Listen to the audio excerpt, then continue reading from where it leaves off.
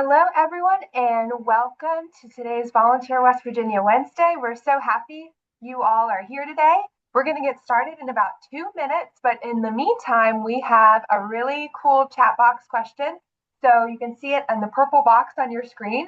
You're going to tell us what organization are you with and how confident do you feel about post-award grant management?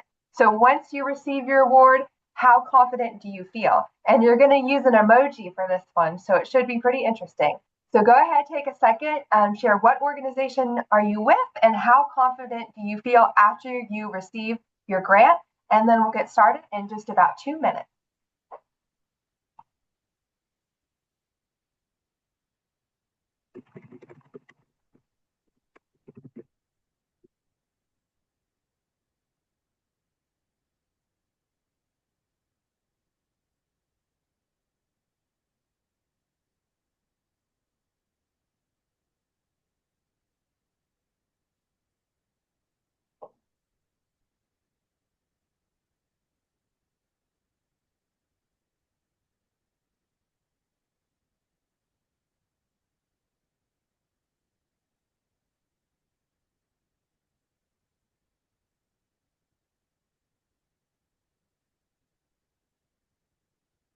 All right, so if you just joined us, we're sharing what organization are you with and how confident do you feel with your grant management. I wanted to do a few shout outs. So shout out to Amanda. She just started with the Berkeley County Commission as their grants administrator in April. So this is a perfect training for you.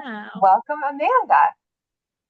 Let's see, and we have a lot of confident faces and smiley emojis, so that's good to see. And then we have people that are still learning. So today's training is going to be perfect for you because it'll be a little bit of everything. Regardless if this will be your first grant or if you've been managing them for years, you'll learn something new. I like Kathy's face. Kathy is with the Claresville Council of Churches, and she kind of has a shocked face, which I'm sure we've all felt that way before.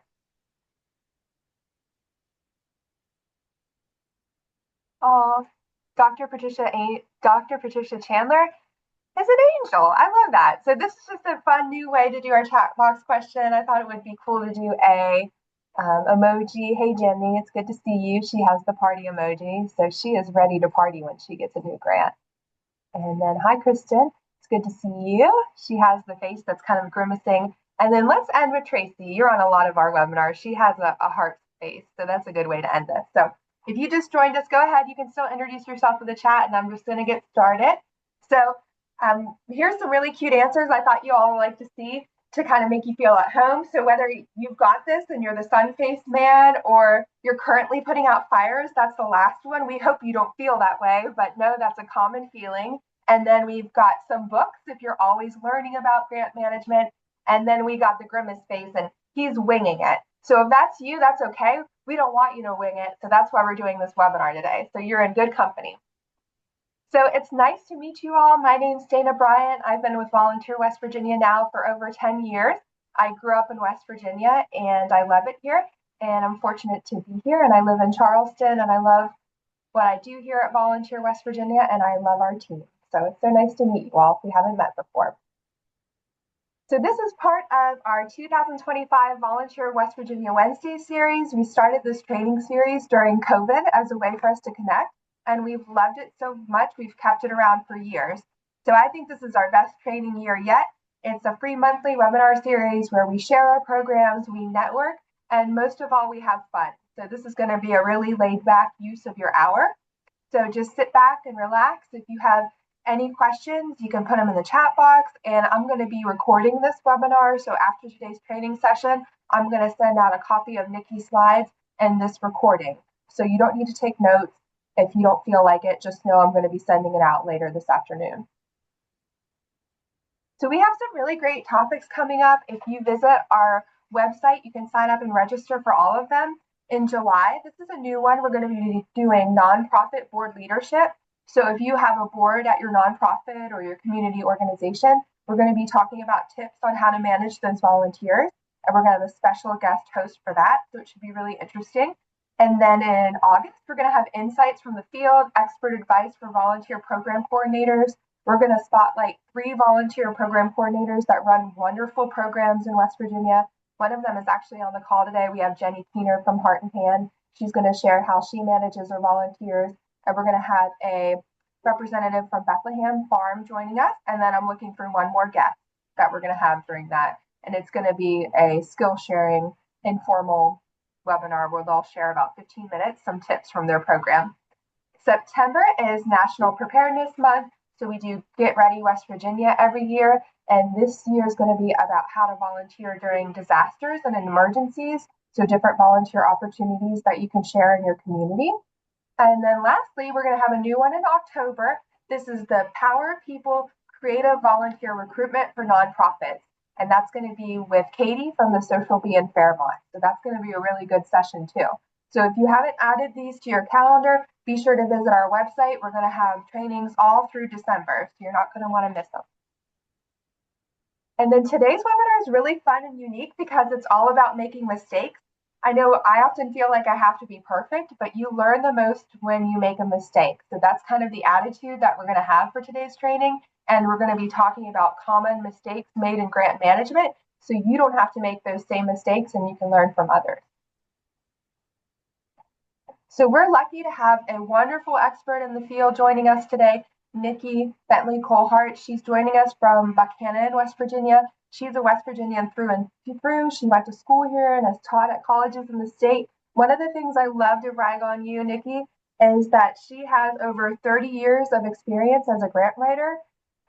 Whether she was researching, drafting, or submitting winning proposals, she has written grants for local, state, and federal sources. And you might be amazed to learn that Nicki has guided nonprofits and local governments in securing over $50 million in grant funding since 2020. So that is just out of this world. She's an expert, and we're really lucky to have her. Thank you for sharing our wisdom, and welcome, Nicki. Thank you. I'm excited to be here. Let's see if I can share my slides. And I have some challenges with my Zoom, so I cannot see the chat. So I'll ask Dana just to interrupt and tell me when you have a question for me, and we'll just get started.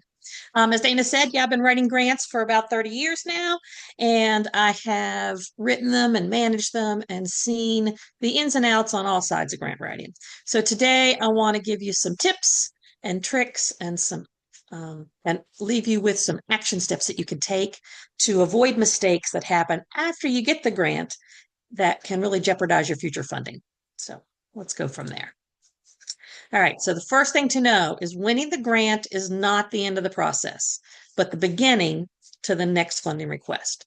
So we work really hard to write a grant and prepare it and bring our partners together and figure out all the ins and outs of how we want the program to do and, all the planning that goes involved. We submit the grant and then we feel like we're done because we've done all this work. Nope, that's just the beginning. We want you to have to remember that this is the beginning of the next grant. You're not going to have an organization ever that can write one grant and you're done for the rest of eternity. No, you got to continue to write grants and solicit donations and do a fundraising events, all those things to keep a nonprofit going. So just remember that when you get the grant, it's not the end, it's just the beginning. What you do at the point you get the grant matters. It matters to the clients and the community you serve. It matters to your agency, your staff, and your volunteers. It matters to the funder and to prospective future funders. So we're going to take this time and look at 8 common mistakes that are made in nonprofits all the time. We'll talk about what the mistake is. Then we'll talk about what we tell ourselves to justify those mistakes. These are things I have told myself. These are things I have heard colleagues say. These are things that you realize after the fact of why we made these mistakes.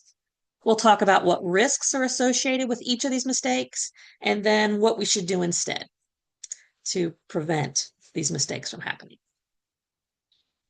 And as Dana said, we all make mistakes. We all do this. We're human. You're not going to be perfect at everything. This is not a here, I see you, I've got you kind of session. No, this is we're in this together kind of session. And we have all been there, done that. And this is how you can prevent those in the future. Okay, so the first common mistake that a lot of us make is a failure to acknowledge the grant award, right? And we justify that by telling ourselves, you know what, we worked really hard on this proposal. We earned the grant. Or, of course, they funded us. We're awesome. Or, oh crap, we have a lot of work to do and I'm not ready to face it yet. So we just kind of like, we get the award and we're like, okay, either we celebrate or we panic, right? But the first thing we need to do is acknowledge that you got that award. If you don't, you're going to risk making a bad impression with the funder, especially if it's a family foundation or a small community foundation. It's very important to create a connection with them. You're missing an opportunity to gain insight from the program officer. Each funder has a program officer of some form. They come in different titles and in different formats, but there's somebody at that organization whose job it is to talk to the recipients and to guide you along and help you along, answer questions, those kind of things. And foundation board members may remember a lack of appreciation during the next funding round. I know of at least one family foundation that gets together over Thanksgiving each year and reviews the guidelines as a family around the table. They're the board members on the foundation, and that's how they make their decisions. So it's easy for someone to say, I never heard anything from them. We sent them a check and we got nothing back. I'm not sure that was a good use of our funds. So it's important to not create that kind of circumstance where they feel there was a lack of appreciation. So what should we do instead? If it is a foundation gift or a grant from a foundation, I would mail a thank you note. That can be a typewritten thank you note. It could be on your letterhead, or it could be a handwritten note, whatever your style is. Just send them a notice and say, thank you for this wonderful grant or gift, and being a partner with us in this, whatever the endeavor is, in creating a new playground for our community, or, supporting scholarships, or reducing hunger of our neighborhood, whatever the case may be. If it's a corporate gift, like if the money comes from Walmart or from Amazon or Lowe's or a corporation of some kind, then I usually email a thank you note just to whoever the program officer was and say, thank you so much for this gift, and your partnership in doing all these things. And we look forward to an ongoing partnership or something like that. That's usually kind of how I phrase it. I don't phrase it, thank you for the money. I don't say, I'm not groveling into, we're going to come back next year. We really need you. We want you to be part of the team. We want you to join our board. We want you, you don't have to do all that, but we do want to say, thank you for the gift. It's acknowledged that we received it. It is appreciated. We're going to use it the way we told you we would in the proposal. And we thank you for this partnership, especially for foundations and corporations. Using the word partnership is important to make them feel like they're part of the group. And it helps future funding to, treat them as such, treat them as a partner. If it's a state or federal grant, I usually send an email just acknowledging that it's been received by the program officer and start a dialogue with this important person. We'll talk more about that later. But sometimes in my questions, I'll ask a question or two in the first. Thank you. We received the grant acknowledgement. We're very excited. Can you tell me when the training will be, if there's an orientation training, or do you have, are you the correct person that I'll talk to moving forward as we manage this grant? Something simple, but then they know you received it. And then they know they have a contact person they can talk to with you, and it makes the process move much smoother as you go forward. Okay, so the first mistake, we don't acknowledge the award. It is something that doesn't take very long, but takes a little brain power to think about what I'm going to say. So we often put it off, or we just get the grant and we're ready to run, or panic because we got too much to do. So don't forget just to acknowledge that you have received it. Okay. The second most common mistake I see is failure to review the terms and conditions of the awards, right? Most of the time when you get a grant or a gift, there's some kind of terms that come with it. Some organizations want to, they'll give you a check up front, but they want you to you know, have something signed by your board to receive it. Some want you to do a big picture and they give you the big check. A big picture, and I want you to have a press release picture with a big check. There's the words I was looking for. And some want you to run any kind of press release by them. There's all kinds of terms and conditions that come with funding. So you want to look at those as soon as you get the information. Some organizations don't give you a check up front. They say, yes, you have been awarded and this is reimbursable. So this is what the process is to be reimbursed. All right. So what do we tell ourselves when we get the award?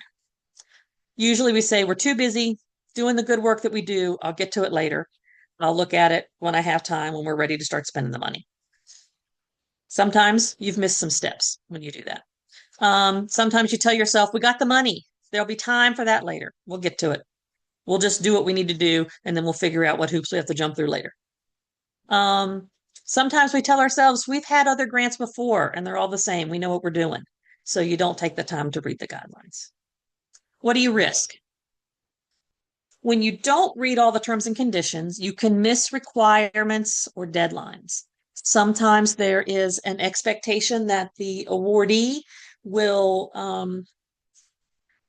sign these papers that are in there within 30 days. And if you don't, you can lose your funding.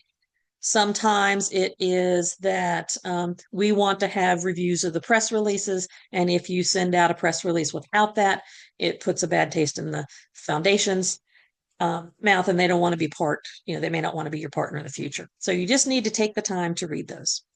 It can cause a delay in their program start or release of funding. If it's a reimbursable grant, and part of the terms and conditions are you need to sign up for their portal in order to submit reports and get funding submitted that way, it can delay the process because you can't have access to the money until you do these steps. Some grants will often offer an advance payment. Even if it's a reimbursable grant, they will offer the option to request an advancement to start up because they know a lot of nonprofits have not a lot of capital sitting around ready to be used, that sometimes they'll give you a process through which to request that first check, and that'll be in the terms and conditions. And if you don't know that in there, you might miss that opportunity to have advancement of funds instead of waiting for the first reimbursement check. And sometimes funding is declined due to a lack of action on your part. If there's certain terms and conditions and things that you have to do by a certain date, then they can decline your funding, or you have to repay the funding if you've already gotten the check and didn't do something that was required. Most of the time, the terms and conditions are very similar. Yes, that's true. They all start, there's some of the federal grants all have the same kind of legalese language in there of stuff that you have to do, but they all have slightly different guidelines. And so you do want to look at them. So how do we avoid this mistake? Take the 15 minutes necessary to read through the terms and conditions. Literally, even the largest grants I've received have taken less than 15 minutes to go through and look at the terms. Just take that time and do it. If you work as a grant writer for an organization, and then you help the staff who are implementing the program, what I used to do in that role was I'd take my 15 minutes, I'd take out my notes, and then I would plan a kickoff meeting and go over all the terms and conditions with all the players to make sure that everyone was on the same page and knew what we needed to do, so that later when you have to send out a reminder and say, hey, this report's coming due, that they knew it was coming. I take notes of the deadlines for when you need to accept the grant, how to set up the accounts and funding portals, any press release requirements, anything like that. And I start setting calendars in my phone or on my computer, calendar reminders that this is coming up or when we need to do this, and I may make it a couple days before the deadline just to give myself a reminder that this needs to go out. So again, in that 15-minute time window, you can save yourself a lot of headaches down the road. And just always send what they ask for by the deadline. We will talk more about that later, but you want to make sure that you adhere to deadlines that are in the terms and conditions. Okay, mistake number 3. Your organization is not able to track expenses and matching funds by categories. All right, what do we tell ourselves? Well, I didn't think that far ahead. I really needed a grant. I wrote a grant. I got a grant. Now I got to figure out how to manage that grant. Accounting software is expensive. Yes, it is. But it is something that is necessary once you start getting into managing grants. We tell ourselves, oh, I'll just keep a good spreadsheet and that'll track everything, which is a good place to start. But if you're just using that, here's some risks you could run into. The reporting becomes difficult. If you have all of the information that you might need to report, including let's say you have 3 different grants that help support one program of your organization, right? So let's say you have money from Benedum, you have money from the state, and you have money from a local foundation in your community, right? So you have 3 different funding pots going in to cover the same project. It becomes difficult to then determine which pot of funding paid for which thing if you don't have an accounting system of some sort that can track it. A spreadsheet is fine, will help to a point, but the more programs you have, the more funding sources you have, the more difficult that becomes. Your tracking can impact your funding, right? The tracking your impact of funding can be difficult. So what I mean by that is a lot of times we have to track how many people were served, what the outcomes were, how we feedback maybe from the clients that we're serving, or if you're doing like a spay and neuter program, how many cats were seen by the vet and how many found a home and how many were released. There's a lot of information you have to track. It's easier if you have some kind of system in place that tracks all these things versus just trying to keep it all on paper or on a single spreadsheet. It's too much information for a single spreadsheet. You need multiples. You have to make your justification for the next funding ask, right? You want to be able to go back to the next time you ask for money and say, hey, we took your $25,000 and we were able to use that for our base funding, and we got 2 other grants totaling $75,000.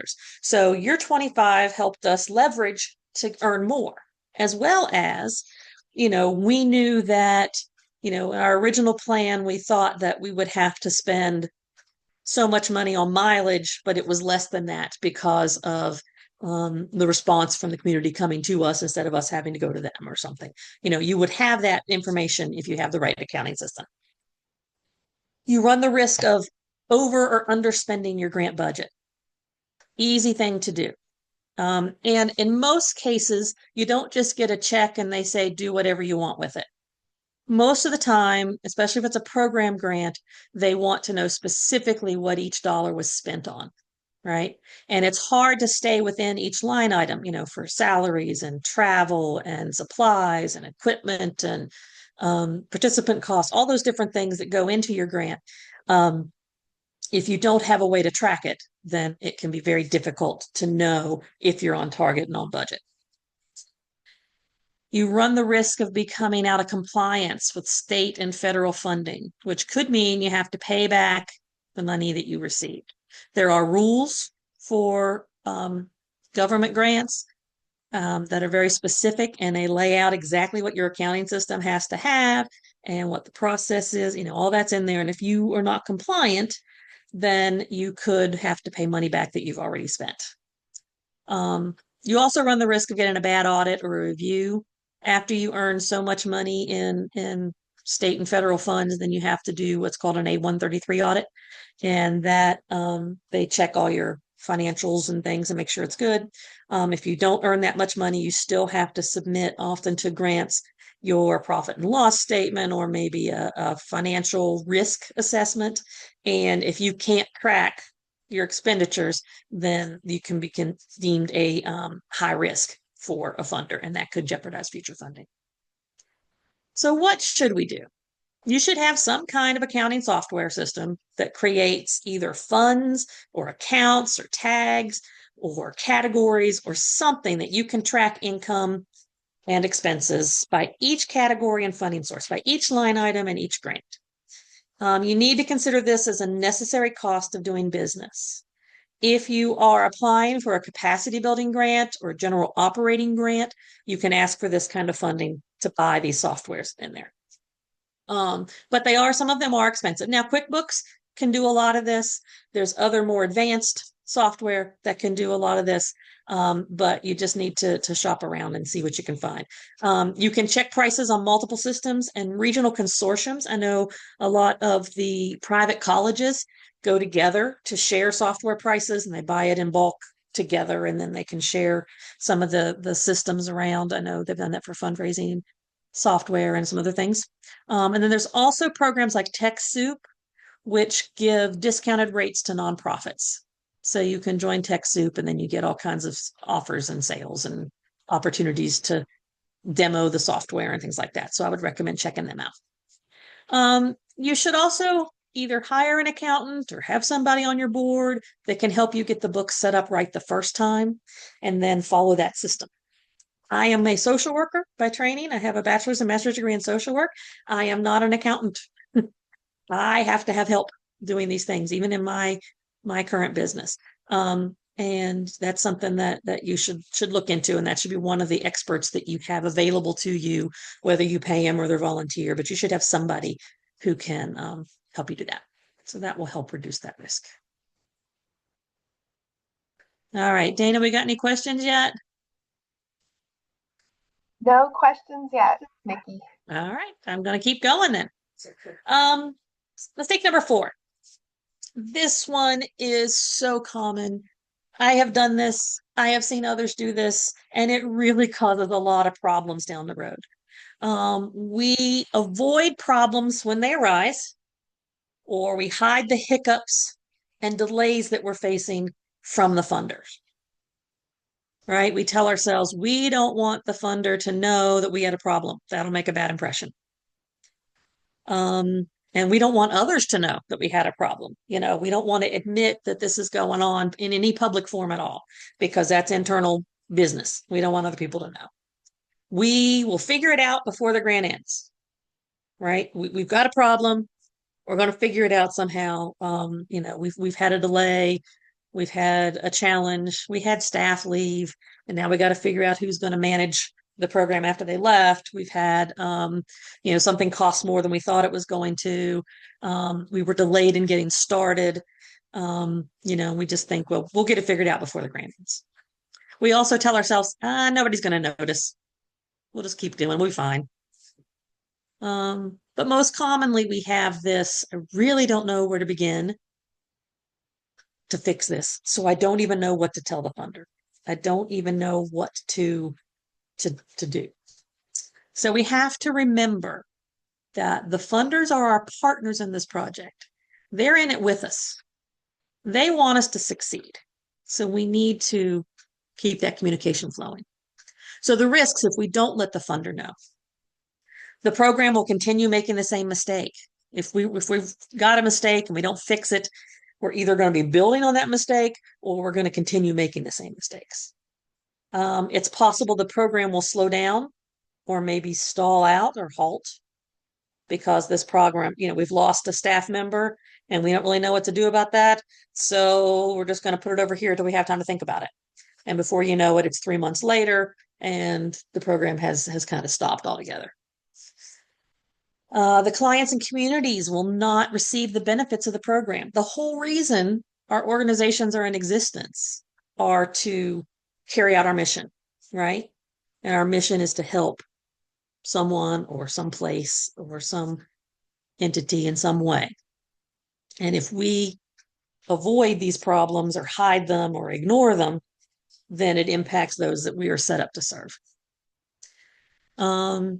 Another risk is that the program won't meet its goals. So let's say that your project involves the construction of a new facility and you found a problem with, let's say you hired an architect or design company and they go bankrupt. So they stop working on your project.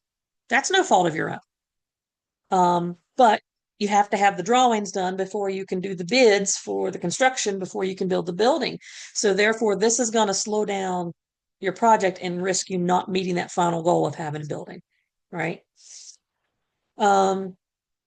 If you don't disclose what's going on and don't communicate, you could be out of compliance because of these mistakes and could have to pay money back.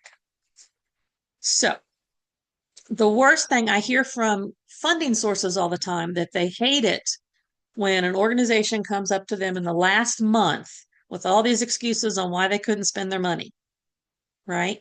Had they talked to them earlier, they could have come up with a plan together and made an adjustment to that money, that budget, and got the money spent and still met the goals. So you want to do the following things instead. I recommend that for each program in your organization, not necessarily each grant, but each program that you have, to have some form of advisory group.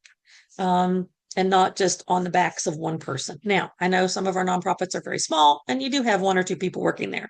So you may want to bring in volunteers or work with your board members or whoever, but somebody that's identified to help the program leaders identify challenges and barriers and solve problems and create solutions to what's happening.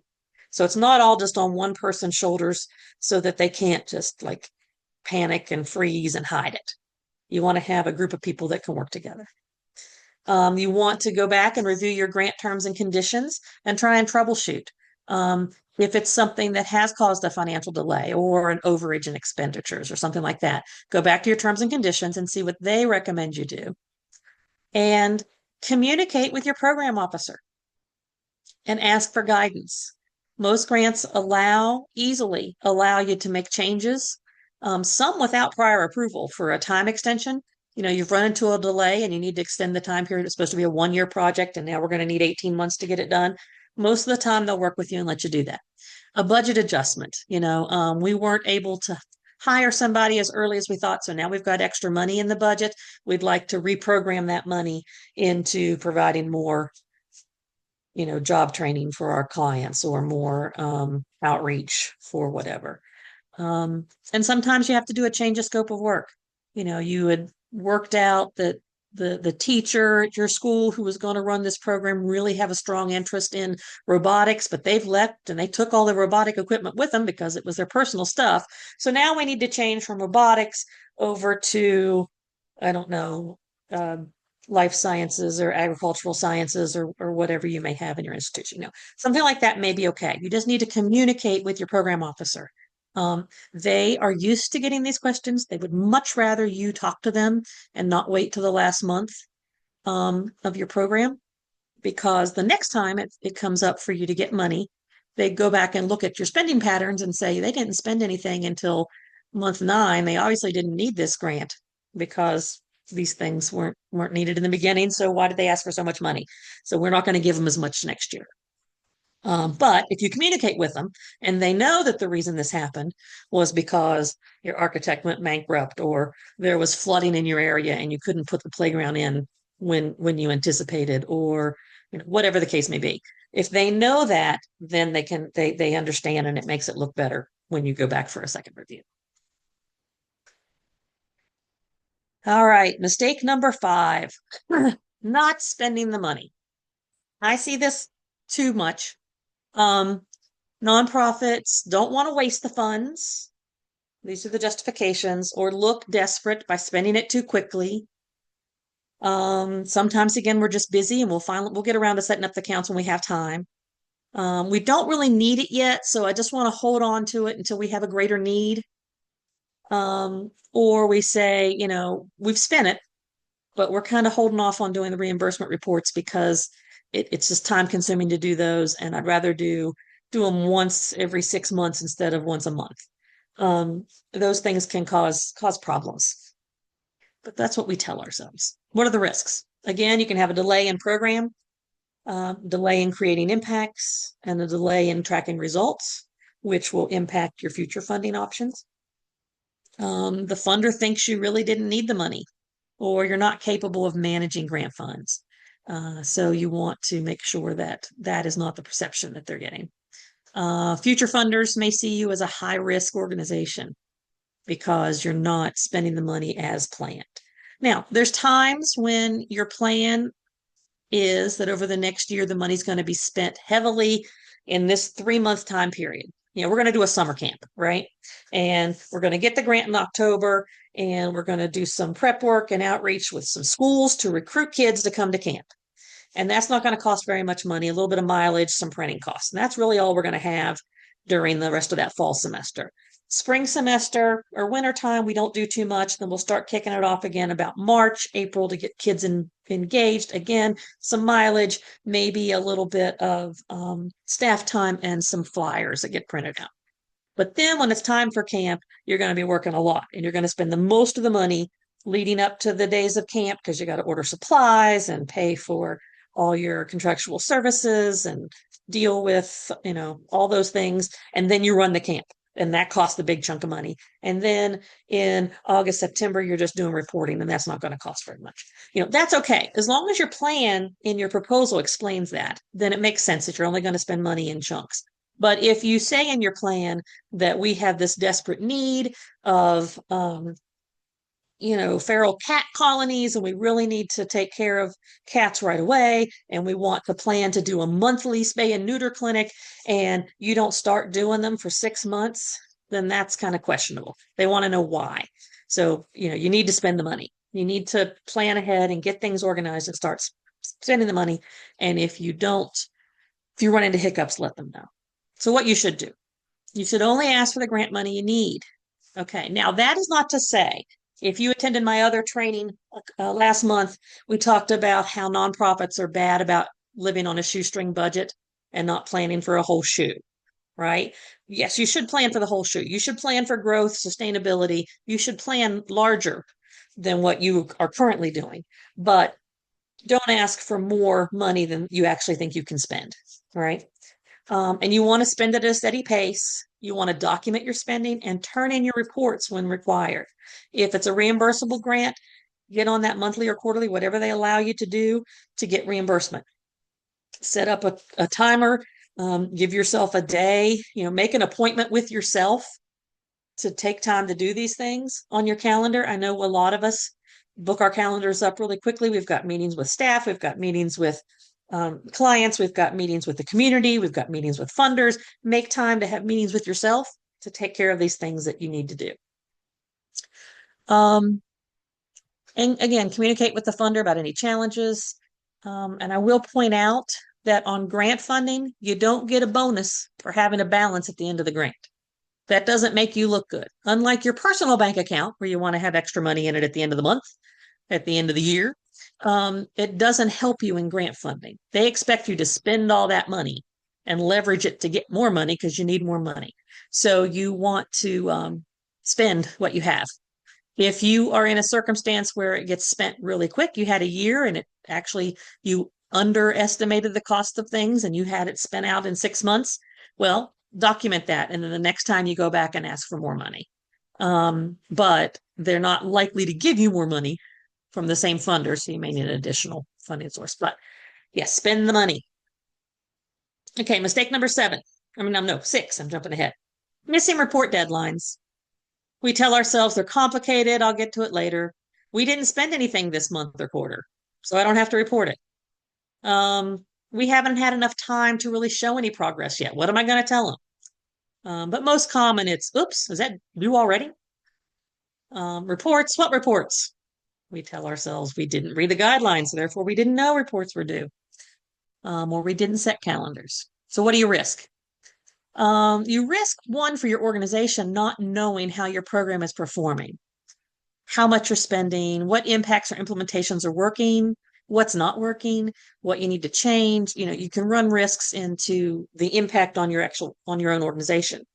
It makes your organization seem disorganized, ungrateful, and not a sound investment in the future, especially to family foundations and corporate foundations. If they ask for reports, not all funders do, but if they ask for reports, not turning them in really can hurt you.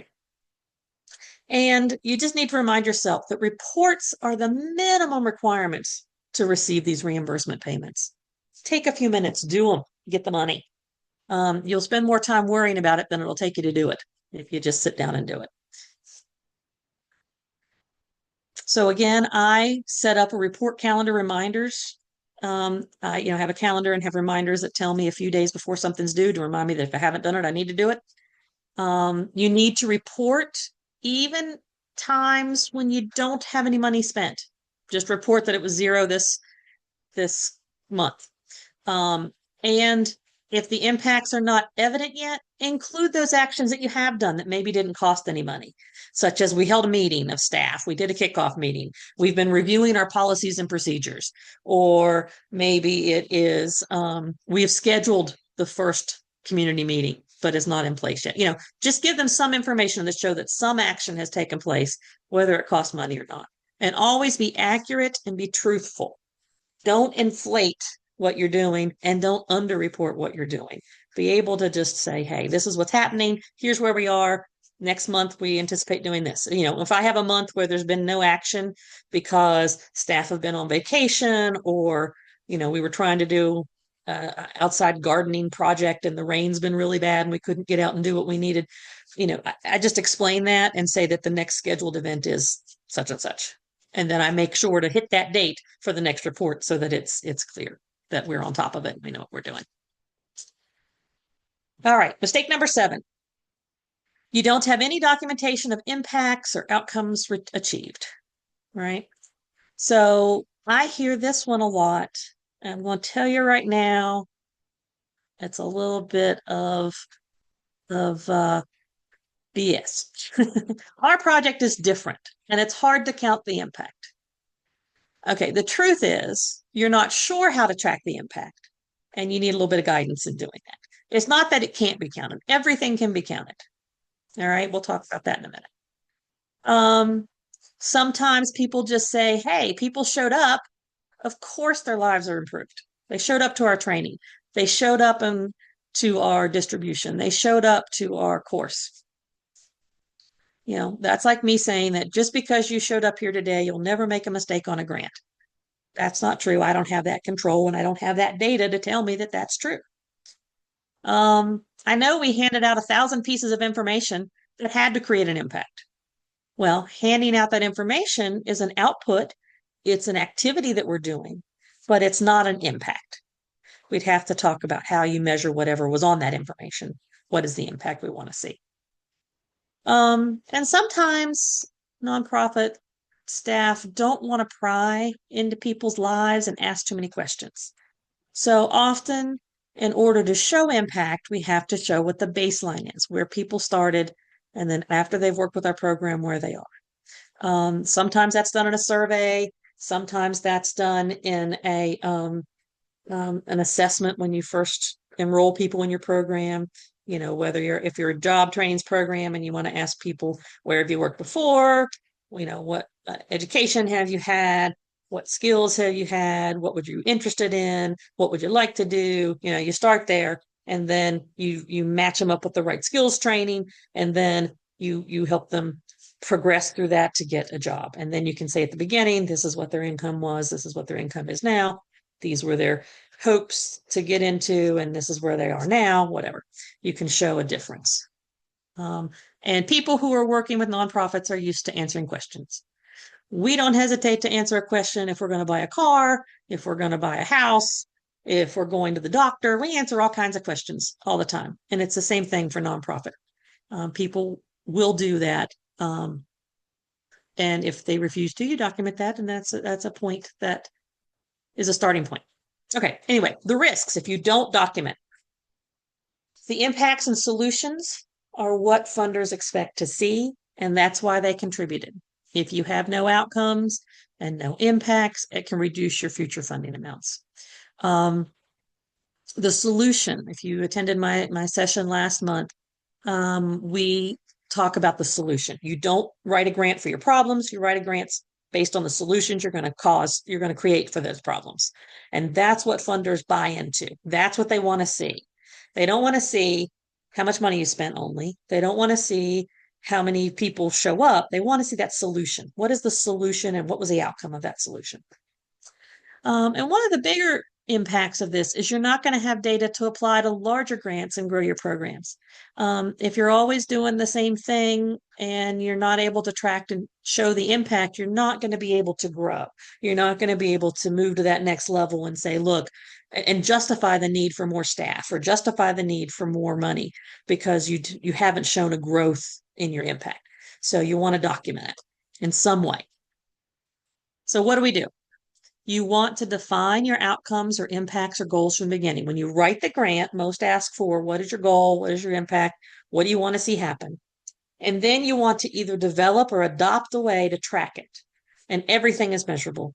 If you are working with after school programs with little kids and you want to, maybe check on how they feel about peer relationships, are they having you're having some arguments in the beginning, and then you're going to work on having fewer arguments amongst the kids.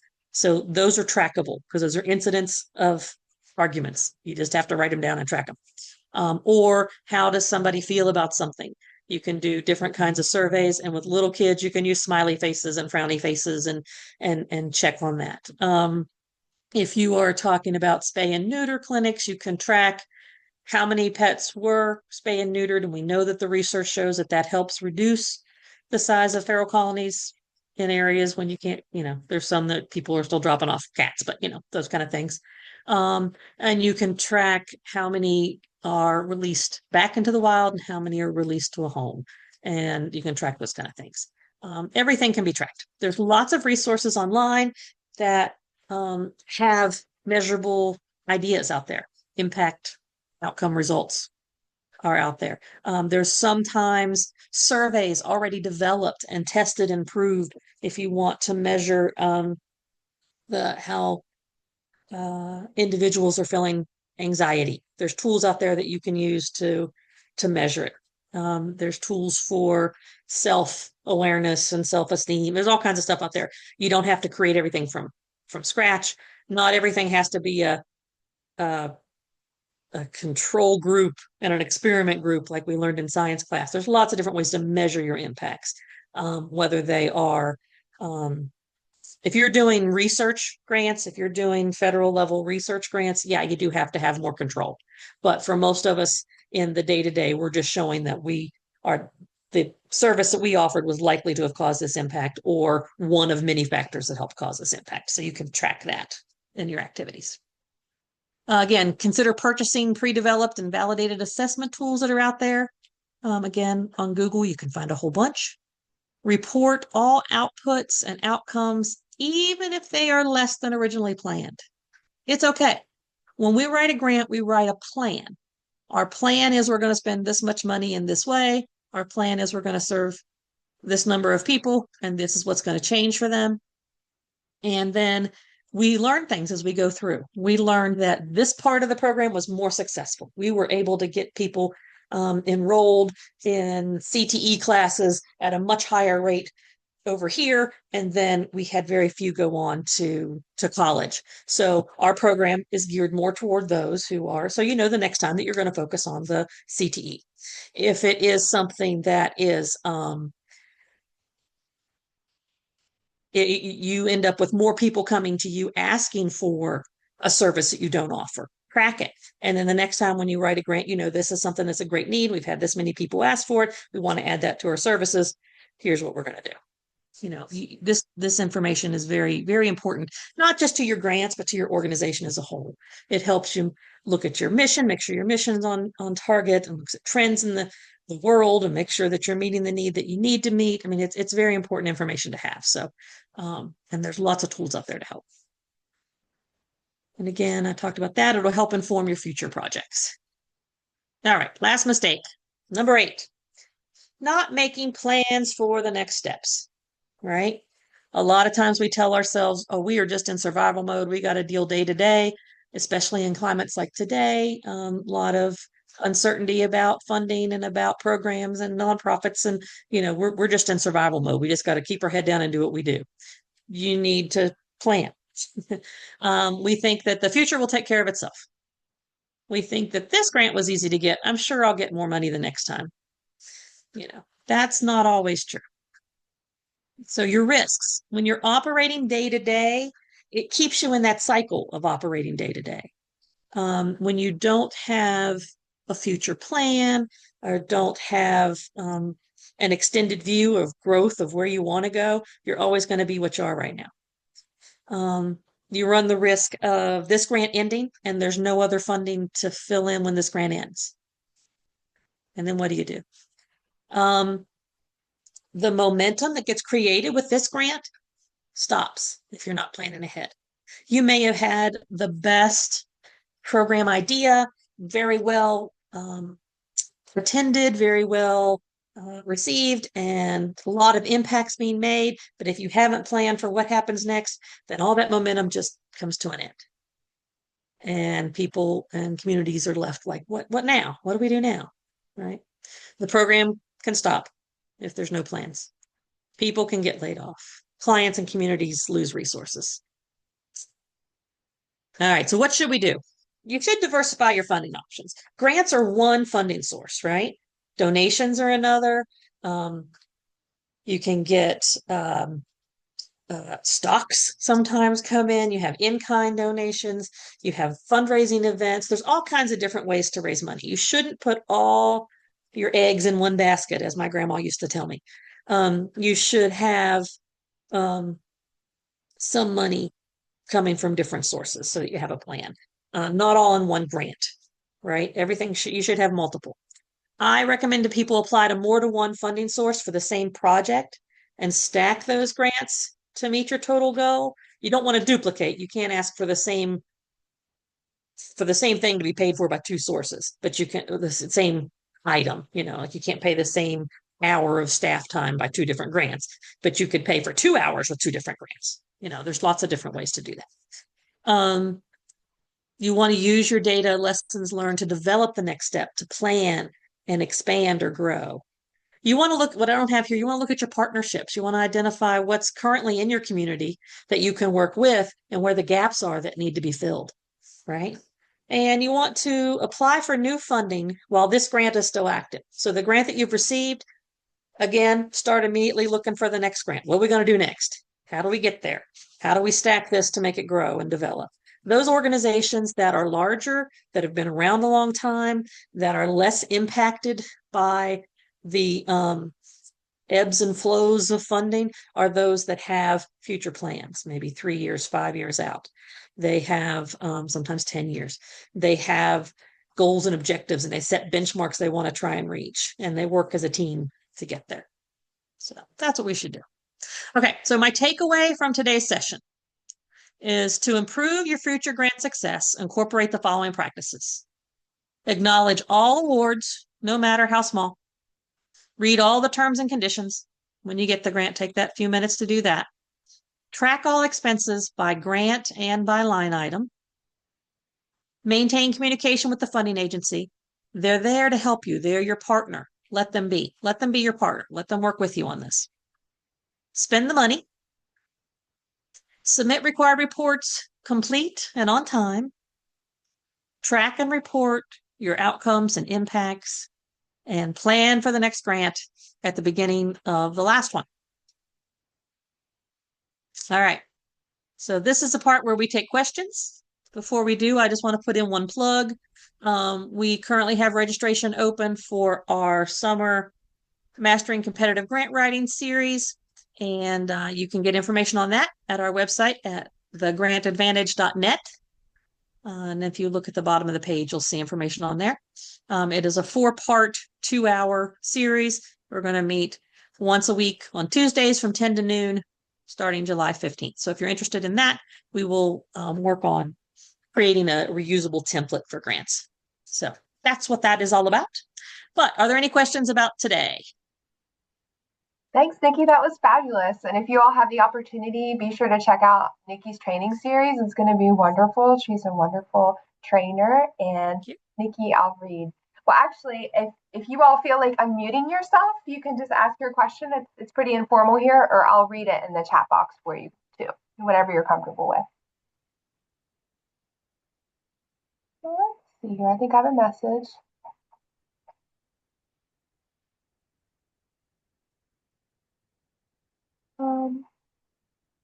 And I know that I do talk fast, so if there was something in there that you missed or you want me to repeat, just let me know. So that was a note taker. That was a message. Nikki, I love the point you said. If you don't have a plan for the future growth, you'll always be where you're at right now for grants or for life. I was like, Yeah, whoa, that was it's a true. Yoda moment.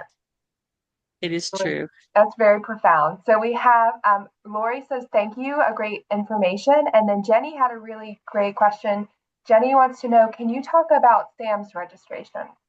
Sure. The SAM registration, it is the system for award management. I don't know what the second, oh, I guess there isn't a second S. It's a system for award management. It is the federal grant portal through which organizations have to be registered in order to be identified as eligible for federal funding. And in that system, you have to register your organization and fill out a whole bunch of questions. The questions are based on your organization itself. It has everything from who's the director, um, where is the, what business type are you? What type of nonprofit organization are you? Are you higher ed? Are you a community-based service organization? Do you focus on social services? What is your mission? And then it gets into details about payment processes, right? And you have to identify who the primary contact is in the system and who is the electronic business contact. Those are the two main roles that you have to have listed in SAM. And those are the people that are authorized then to set up access in other federal websites to access funding. So if you want to apply through grants.gov for a federal grant, you have to have that e-business point of contact set up in the system in order to authorize others in the organization to be able to use that setup. So yeah, they ask for your bank account information. They ask for, the first time you fill it out, it's a lot of information, and it does take some time to gather all those documents and get stuff together. Once you submit, it takes about 2 weeks, maybe a little bit longer right now with some of all the people changing jobs and not being there. But about 2 weeks, you usually get a letter back that says, yes, you have been approved in the SAM registration system. And here is your unique entity identifying number, or your UEI. And that number is required to apply for federal grants. So before you can apply for a federal grant, you have to have a SAM registration. There are videos on the grants.gov website that walk you through step by step what you need to do. And YouTube has some resources out there. So if you are in the process of applying for your SAM, I would recommend some of those sources. Thanks, Nikki. And I think I saw. Yeah. Did you see Mark's question? About AI? Mm-hmm. Yes. I am a proponent of using AI as a tool, right? So I am old enough to remember using a word processor or a typewriter to write out forms and write out information. And then we got this thing called the internet, right? And we all had to learn to use the internet as a tool. We were told that it was cheating, that you should have information, you should be able to know this stuff off the top of your head. You should have to create, there's too much information out there and you don't know if it's true or it's not. And all, so we went through that learning curve with the internet 30 years ago.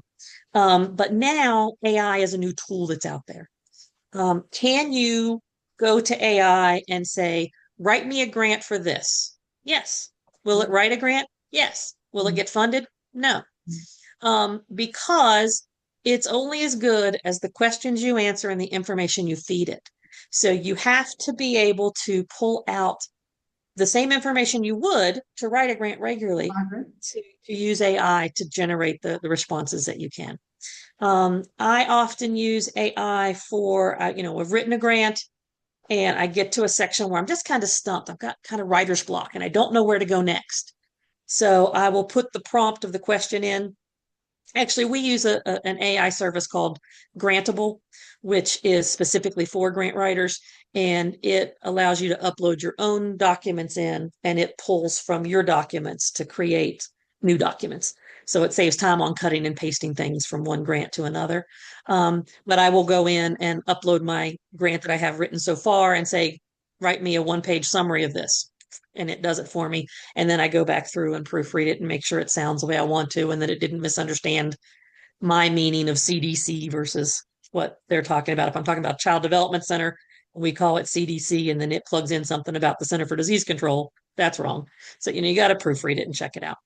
I also use it if I've got some writer's block and I don't know where to go. I'll put the prompt in and say, give me, you know, some keywords to get started here, or give me a path that makes sense answering this question, or some examples of things that might be usable in this project based on the information I feed it. And then it gives me some ideas, and then I'm able to go write.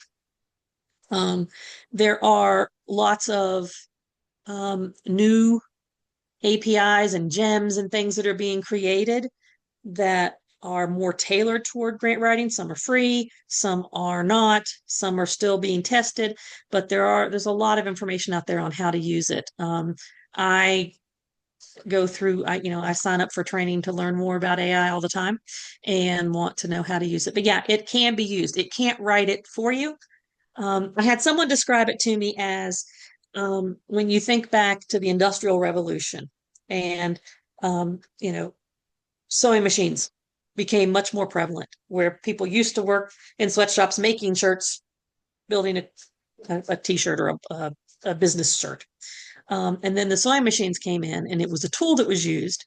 And did it make it faster? Yes. But somebody still has to design the shirt. Somebody has to determine where things are going to go on the shirt, the color of the shirt, the fabric that's used. All those decisions still have to be made. And that's kind of how I see AI. Those decisions need to be made and built into it. But yeah, it can help you do things faster. So yeah, it is a tool. We use it, and we are learning more what the capabilities are all the time. Does that answer your question? Thanks, Nikki. That was awesome. I love how the internet analogy and the shirt is just another tool for your toolbox. So that was really helpful. Karen, Yeah, I saw you. Oh, sorry. I wanted to I was ask gonna say I Karen had I a don't feel question. threatened by AI as taking away my job. I feel threatened of not knowing how to use it, so that other people who know how to use it could take my job. But yeah, that's where I'm at. Good. Good point. All right. Hey, Karen, you have a question for us? Yes, I was wondering, are you going to have this available for us to review later? Is it going to be someplace where we can review it again? Yeah, that's a great question. So I'm going to send out the recording, and then Nikki's shared her slides with us. So I'll send it out after today's Thank webinar. you. Of course. A Yeah. good workshop. Good Thank workshop. you. Thank you.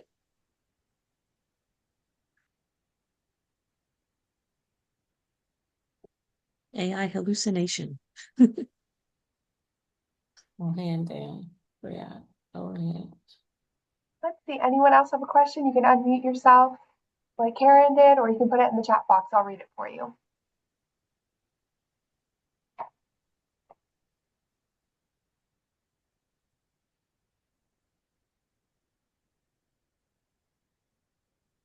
Just give it one more second, Nikki. Yeah. I have another question. Last year, there was a grant opportunity through Volunteer West Virginia to have like celebrations. And I sent mine in, but there was something wrong with the system that day and it didn't go through. And I was just wondering, are they going to provide that opportunity this year? Hi, Karen. That's a great question. Yeah, we're working on the mini grants. They'll be out later this summer and the fall. We're just kind of working on our timeline now. So keep your eyes out for that. We'll send out an announcement, and then you can have me double check this year that your application gets submitted in the system so you don't miss out again. Thanks. Of course. And I'm realizing how fast I talked. That's all right. I think it's great. I think it's a huge gift that we have so much time to talk with you, Nikki. If anyone else has another question for Nikki, this is a great opportunity to ask an expert. Anybody has an example of something? Maybe you're having trouble tracking something and you want some ideas on what would be a good way to track your outcomes, or if you have a grant that, you want to know how to talk to That's program officer? difficult. Measurable goals are hard to. Yes, we have a question. We're full of questions here. East End That's great. Regional Center. Janine Gurley's on this with me. She has a question. Yes, you said you had available some ideas on how to track your goals and objectives. Can you give us some of those? And do you have? If you're comfortable sharing with me a little bit about what your program is, I'll see if I can get something kind of tailored to what you're looking for. Well, we have a senior program that we are working on expanding, but we have 3 days a week. Today we do different sessions like crafts, and we have a Bible study. We have had ceramics. We have sewing, so forth. We feed Silver them sneakers. silver sneakers on Fridays. We have lunch every day, provided free to the seniors through different sources. We have informative speakers on relative topics for seniors regularly. And we just try to provide programs that enhance their life in some way, whether it be socially or health or mental issues. The gardens. We have a 40-bed community garden that's run by volunteers, my husband being one, that it is for anyone in the community to pick.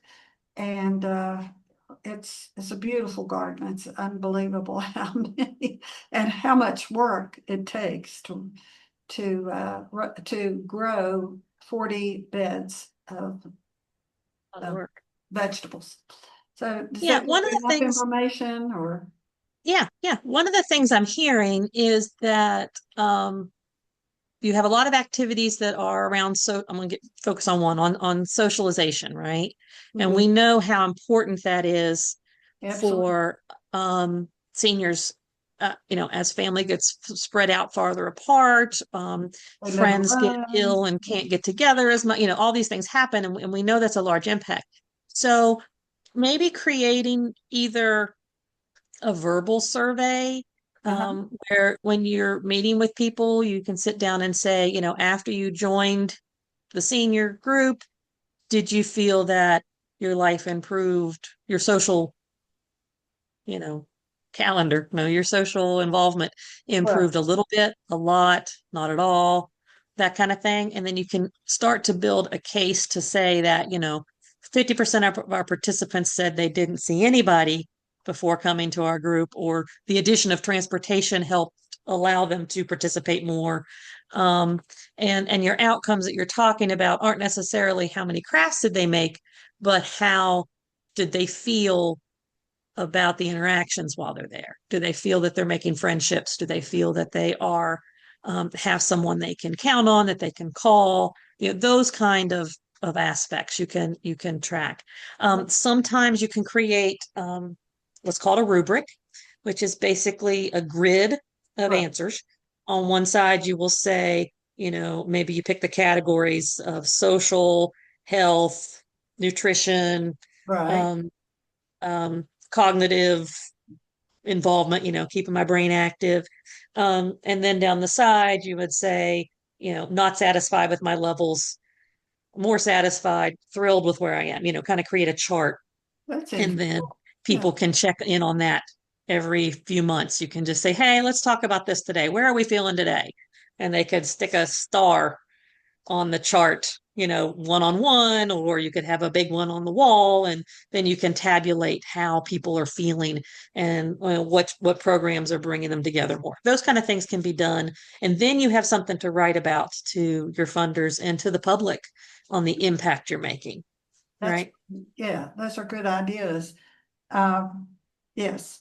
And there may be some out there already for senior centers, that are online that you can just download for free, different forms and questionnaires. I'm not sure because I haven't worked a whole lot in the seniors. Well, and I think self-esteem and productivity, I think, some of them just feel like they really haven't accomplished much, and so when we do certain activities, you can see the joy in their face from producing something. Like today we did a we painted flowers, but it was fairly prescribed, but they had flexibility. So it was just so much fun and to see the joy in their faces from being a part of something like that was, so You know, yeah. and another thing you could also track is how long people come back. Are you having younger seniors join now because it's an exciting place to be? Are you having people that are there for longer periods of time? Do they tend to be repeat customers, or is it a different person every month? Those kind of things you can track too Yes. to help Well, make it's a it good thought because we do have a core group of repeat. I mean, most of them are repeat. We have yeah. some on the edges that come and go, or maybe go for a while, whatever, or some new person comes and never comes back. But we have a core group that are very steady. And so, yeah, that would be another way of tracking too. That's good. I would also encourage tracking who all those partners are that come in and help teach classes. If you have artists and volunteers and people that are coming in and helping with the gardens and all those things, that shows strength of your organization because people are having buy-in. They believe in what you're doing, so they volunteer their time or they show up and do stuff. So I think that's important too. Right. Yeah, those are great ideas. Thank you. I know Anybody else? You had a good question from Kathy Hinckley Okay. Vaughn in the chat box. She said, I'm currently writing a final report on a grant received for our blessing box. I'm really struggling on impact since there's no way to measure use other than how much we have added to it. Do you have any advice for her?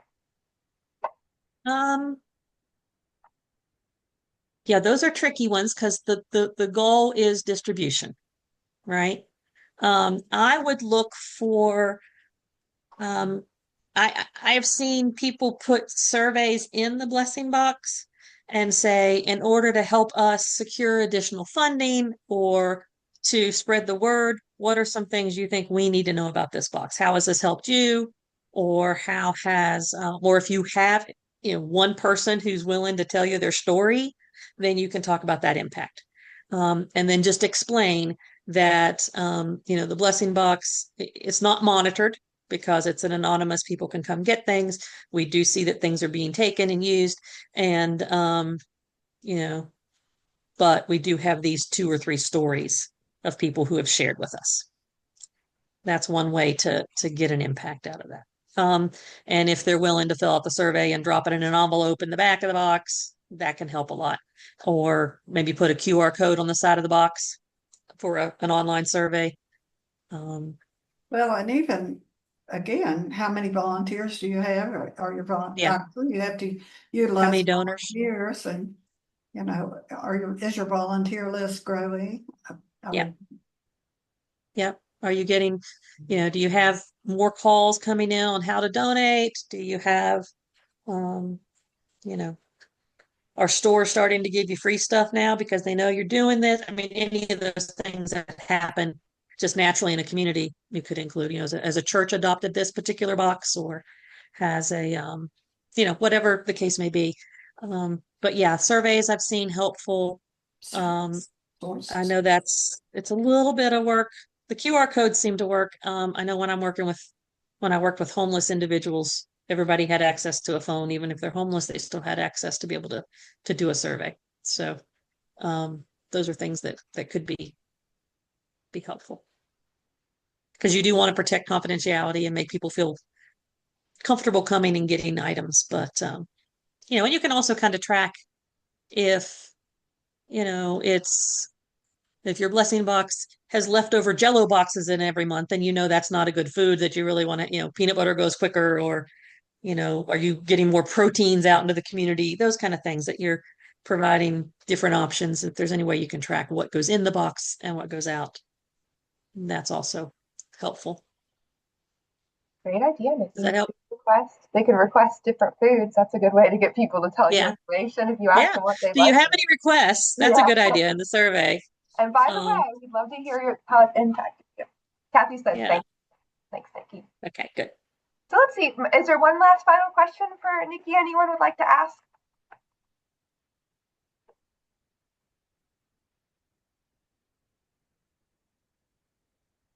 About anything grant related? Floor is open. So I guess I'll give them a second. And can you remind everyone when your training starts, Nikki, that you'll be providing? Our next training is going to start on July 15th, and it'll run for 4 weeks, every Tuesday morning from 10 to 12. It's all online. It's a webinar, so we can reach out to people who don't have a travel budget to come somewhere. And we will learn about the basics of grant writing, as well as developing some time-saving tips. We're going to create a template for one project of your organization that can be recycled and reused in a way to save time and be thorough, and some tips and tricks. And then also, if you register before the 30th, there's a bonus session on diversifying funding. And you will also have access to a discount code from GrantStation, which I think you probably already get through Volunteer West Virginia, but it is a bonus that we offer as well. And we will go from there. So 4 sessions to help the busy nonprofit staff and board members to save some time and reduce some stress in grant writing. Thank you. So please check that out. That's a bargain for all that you get. I mean, if you receive 1 grant after that training, it's well worth the money. And Nikki's an expert, and we're really fortunate to have you in the state. Thank you, Nikki. Thanks for being with us. I appreciate that. Yep, and the website's just thegrantadvantage.net. It's .net, not .com. And you can look up our information there anytime you want. And then I will be back in the fall at some point. We're going to talk about impacting your grants writing to go for more competitive, larger grants, whether that be a larger competitive foundation grant, a state grant, or a federal grant. We'll talk about taking the baseline projects and beefing them up and becoming more competitive. So we'll see you soon. It'll be here before we know it. It feels far away. I think it's November, I want to say, maybe October. I think November, yeah. Yeah. So we'll see you all in November with Nikki, and we'll see you next week or next month for nonprofit board management. And thank you so much, Nikki. I love working with you, and enjoy the rest of your week. And I'll see you all soon next month. Thanks, Dana. Welcome. Bye, everyone. Bye. Take care. Hang in there.